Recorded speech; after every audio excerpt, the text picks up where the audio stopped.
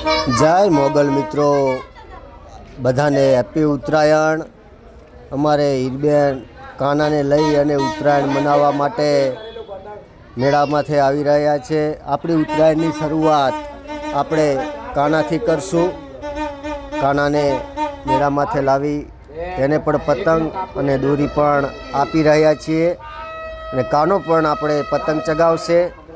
હીરબેન એમના કાનાને અત્યારે બધું સજાવી રહ્યા છે, એમને આપી રહ્યા છે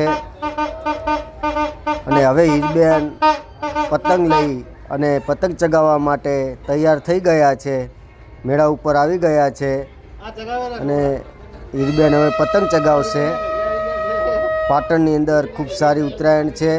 હરીશભાઈ પણ પતંગ લઈ અને તૈયાર થઈ ગયા છે ચગાવવા માટે। મેળામાંથી ધીમે ધીમે બધા લોકો આવી રહ્યા છે અને હરીશભાઈ પતંગ ચગાવી રહ્યા છે। જુઓ, ઠેઠ આકાશમાં હરીશભાઈની પતંગ પહોંચી ગઈ છે અને પતંગ આજે ઉત્તરાયણ મનાવી રહ્યા છે। બધા મિત્રોને ઉત્તરાયણની હાર્દિક શુભકામના। અત્યારે ઉત્તરાયણ પર્વ છે તો પક્ષીઓનું ધ્યાન રાખીએ। ચાલો મિત્રો, થોડો નાસ્તો કરી લઈએ। તો હરીશભાઈ અને ભાભી બંને ભૂંગળા બટાકા લઈ અને મેળામાંથી આવી ગયા છે, તો આપણે બધા સાથે મળી થોડો નાસ્તો કરી લઈએ। આજનો તો આનંદ જ કંઈક અલગ છે। આજ આનંદ, આજ ઉસરંગ, આજ નયનોમાં સ્નેહ, સખી અમુને આગણે આજ કંચન વર્ષ્યા મેં।